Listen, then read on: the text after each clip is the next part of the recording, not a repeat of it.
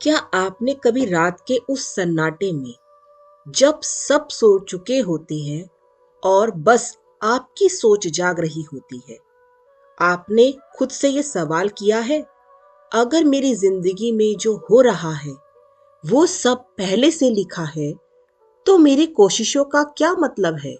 और अगर सब कुछ लिखा नहीं है, तो फिर कुछ लोग जन्म से ही क्यों हारते हुए दिखते हैं?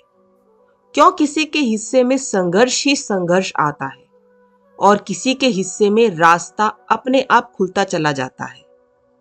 आज की ये कहानी सिर्फ सुनने के लिए नहीं है दोस्तों। ये कहानी आपके भाग्य से बात करेगी और मैं वादा करती हूँ, अगर आपने इसे आखिरी तक सुना तो अगली बार जब आप ये कहेंगे कि ये मेरी किस्मत है, उस पल आप खुद पर हल्की सी मुस्कान के साथ हंसेंगे, क्योंकि तब तक आप भाग्य को थोड़ा समझ चुके होंगे। अक्सर लोग कर्म को एक कॉस्मिक पनिशमेंट सिस्टम समझते हैं, जैसे कहीं ऊपर कोई अदृश्य खाता बही खुला हुआ हो, जिसमें लिखा जा रहा है, इसने ये किया, अब इसे ये मिलेगा। अच्छे कर्म का इनाम मिलेगा और बुरे कर्म की सजा मिलेगी। लेकिन अगर कर्म बस इतना ही होता तो श्री कृष्ण अर्जुन से ये क्यों कहते, कर्मण्यवाधिकारस्ते मा फलेषु कदाचन, यानी फल तुम्हारे हाथ में नहीं है, लेकिन कर्म हमेशा तुम्हारे हाथ में है। यहीं से पूरी कहानी पलट जाती है। यहीं से ये सवाल उठता है कि शायद भाग्य कोई बंद किताब नहीं, बल्कि एक खुली डायरी है, जिसमें हर दिन कुछ नया लिखा जा सकता है। बहुत पुराने समय की बात है। एक राजा था। उसके पास धन था, राज्य था, सम्मान था, लेकिन एक कमी थी, संतान नहीं थी। ज्योतिषों ने उसकी कुंडली देखी और बिना किसी हिचक के कह दिया, महाराज, आपकी संतान का योग नहीं है। ये पूर्व जन्म का कर्म है, इसे बदला नहीं जा सकता। उस दिन राजा ने एक सवाल पूछा जो बहुत कम लोग पूछ पाते हैं। उसने कहा, अगर कर्म बदला नहीं जा सकता तो भगवान ने मुझे विवेक, बुद्धि क्यों दी?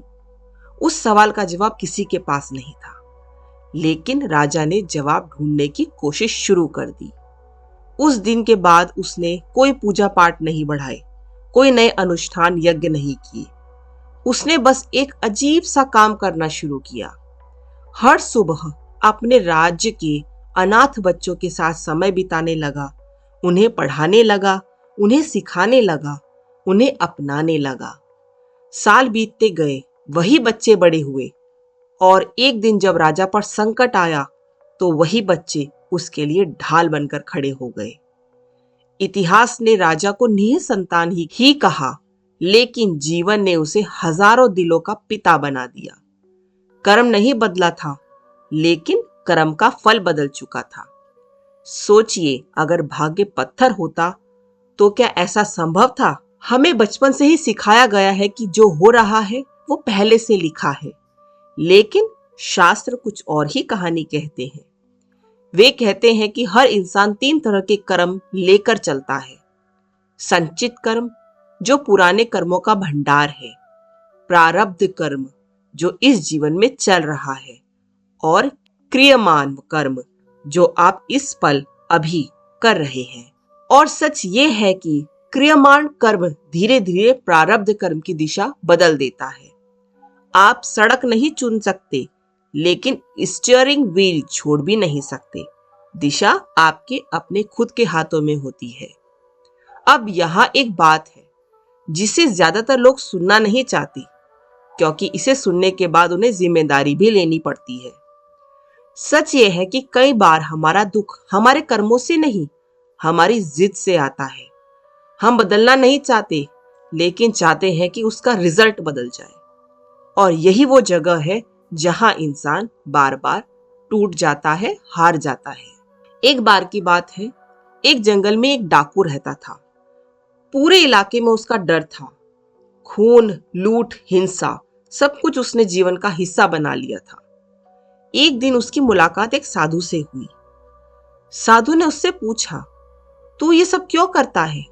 डाकू ने कहा, अपने परिवार को पालने के लिए। साधु मुस्कुराया और बोला, क्या तेरे पाप का फल तेरा परिवार भी बांटेगा? उस सवाल ने डाकू को चुप कर दिया। पहली बार उसके भीतर कुछ हिल गया। उस दिन से उसने लूट छोड़ दी। न उसने पूजा की, न उसने प्रवचन सुने। बस गलत रास्ता छोड़कर दूसरों की रक्षा करनी शुरू करने लगा। और लोग कहते हैं कि वही डाकू आगे चलकर वाल्मीकि बन गया। लेकिन सच ये है कि कर्म वही रहा, भाव बदल गया, और भाव बदलते ही कर्म का भविष्य बदल गया। तो क्या भाग्य बदला जा सकता है? सीधा जवाब ये है कि पूरा भाग्य नहीं, लेकिन भाग्य की दिशा। हाँ, आप कहाँ जन्म लेंगे शायद तय हो, लेकिन आप जीवन को कैसे जिएंगे वो आपकी कलम है। कर्म कोई सजा नहीं है, कर्म एक फीडबैक सिस्टम है। आप सीखते हैं और कहानी का अगला अध्याय बदल जाता है। महाभारत के युद्ध को श्री कृष्ण चाहे तो रोक सकते थे, लेकिन उन्होंने नहीं रोका। क्यों? क्योंकि कुछ कर्मों का सामना जरूरी होता है। लेकिन युद्ध के बीच भी उन्होंने अर्जुन से ये नहीं कहा कि भाग्य को मान लो। उन्होंने कहा, उठो, धनुष उठाओ, कर्म करो। यही गीता का सार है और यही जीवन भी। और अब एक सवाल आपसे मित्रों, अगर आज का कर्म कल का भाग्य बनता है, तो आज आप जो टाल रहे हो वो कल आपको कहां ले जाएगा? अगर आप यहां तक पहुंचे हैं तो शायद ये कहानी आपके लिए ही थी। वीडियो को आखिरी तक देखने के लिए दिल से धन्यवाद दोस्तों। ज्ञान के संसार पर हम सिर्फ कहानियां नहीं सुनते, हम आपको खुद से मिलवाते हैं।